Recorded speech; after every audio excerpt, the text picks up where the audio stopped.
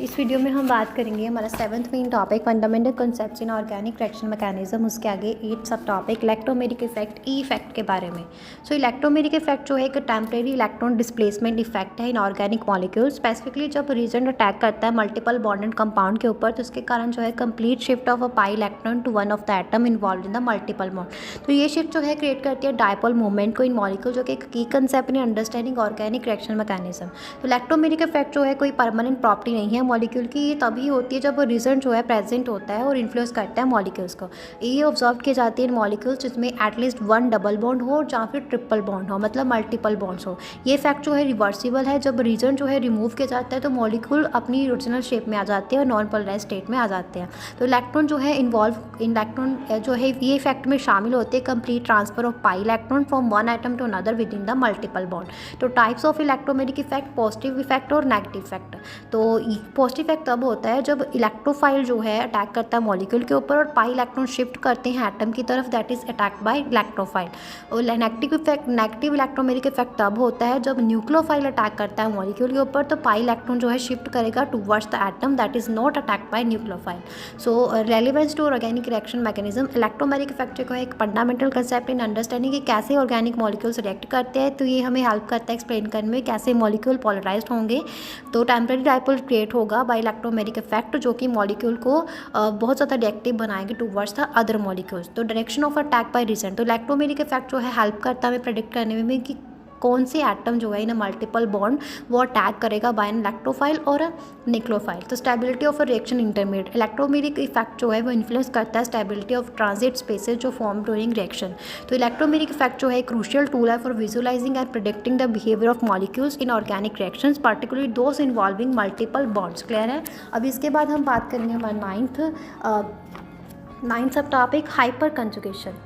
सो hyper conjugation जो है एक स्टेबलाइजिंग इंटरेक्शन है जहाँ पे सिग्मा इलेक्ट्रॉन जो है टिपिकली फ्रॉम CH और CC bond adjacent to an unsaturated system, जैसे कि डबल बॉन्ड और कार्बोकेशन, और ये डीलोकलाइज है इनटू एडजेसेंट एम्प्टी और पार्शली फिल्ड p ऑर्बिटल। तो this delocalisation effectively spread out the electron density, जिससे कि increase stability of the molecule.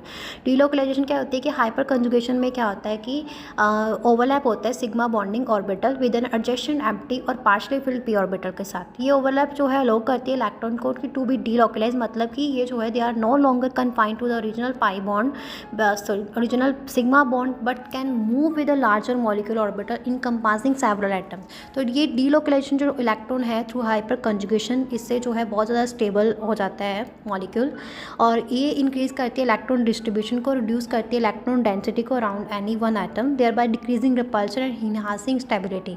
Types क्या है हाइपर कंजुगेशन की? Sigma CH pi conjugation. तो एल्कीन्स में क्या होता है कि सिग्मा बॉन्ड जो है एल्काइल ग्रुप की वो इंटरेक्ट करती है pi system of double bond के साथ। तो sigma CH positive charge conjugation में क्या होता है कि in a carbocation sigma bond of an alkyl group attract करता है back in p orbital of the positively charge carbon के साथ। तो कंडीशंस क्या है इसके लिए कि एक sp2 हाइब्रिड कार्बन जो है एटम चाहिए होता है जो कि पार्ट है एल्कीन का, कार्बोकेशन या एल्काइल फ्री रेडिकल का। एटलीस्ट एक हाइड्रोजन एटम जो है वो प्रेजेंट हो कार्बन एडजेसेंट के साथ to the sp2 hybridized carbon.